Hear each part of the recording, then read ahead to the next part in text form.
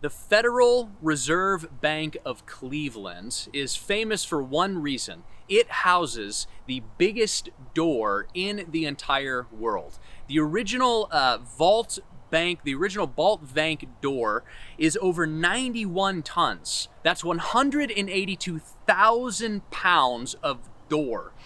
Now, the door casting itself, just to cast the door, weighed over 20 tons just to make it. And one thing that's really interesting about this door is, well, how does it close? Well, the hinge on the door is over 19 feet high, and just the hinge that makes it so that the door can swing closed is over 86,000 pounds fully assembled. The reason why I bring this up is because we are at a point in our series in Ephesians that serves as a hinge for the entire book. And so the point where the first half of the book and the second half of the book, they all hinge together and swing on one single verse. And that verse is Ephesians chapter 4, verse 1. Here's what it says. It says, "I, therefore, a prisoner for the Lord, urge you to walk in a manner worthy of the calling to which you have been called." And so Paul, he has been spending the first 3 chapters telling us about who we are in Christ. And so he went through all of our spiritual blessings. He talked about how we were dead and then we became alive, how we've been reconciled to one another and now we can be a reconciling force in the world, how we can be filled with his Spirit. He spent 3 whole chapters doing this and then says that one important word, "I, therefore." Therefore, whenever we see the word therefore in the Bible, we always ask the question, what is it there for? And so in this case, what Paul is referring to, what he's referring to when he says therefore, is the first 3 whole chapters of what he's been talking about.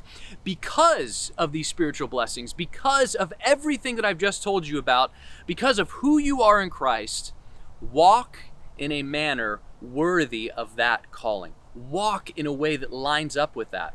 So what Paul is saying here is, we've done all of the teaching, and now it's time for the application. I've shown you who you are. Now it's time to become who you are. Paul, when he teaches, he doesn't just give us a list of do's. The moral commands in the epistles are not just a rule list. Instead, it's all grounded in who we are in Christ, and Paul is simply calling us to live up to that calling. And so, in other words, our doing always flows out of Christ's done.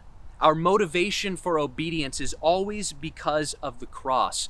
I always had seen, as I was growing up in Christianity, I always saw these things as sort of disconnected. I saw that Jesus, he did some stuff for us on the cross. Yeah, that's good. But that's sort of in the past.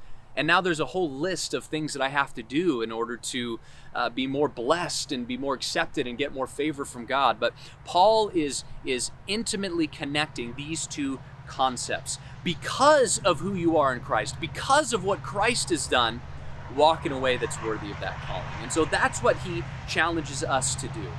And so for you there today, you are royalty.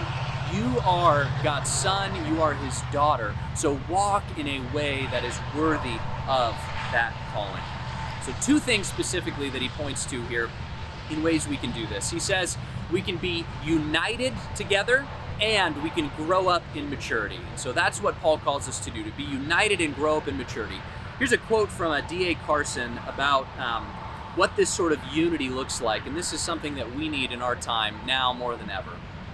He says this, "Ideally, the church itself is not made up of natural friends. Instead, it's made up of natural enemies. What binds us together is not common education, common race, common income levels, common politics, common nationality, common accents, common jobs, or anything of the sort. Christians come together not because they form a natural collocation, but because they have been saved by Jesus Christ and owe him a common allegiance. In the light of this common allegiance, in light of the fact that they have all been loved by Jesus himself, they commit themselves to doing what he says, and he commands them to love one another. In this light, they are a band of natural enemies who love one another for Jesus' sake." So that's what it looks like to come together in unity. And then finally, and we'll close with this, he calls us to maturity. He calls us to grow in a manner that's worthy of this calling. Here's what this verse says in chapter 4.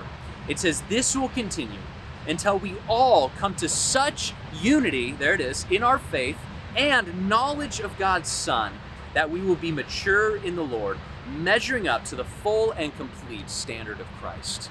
What a beautiful thing that he's called us to. We'll see you next time.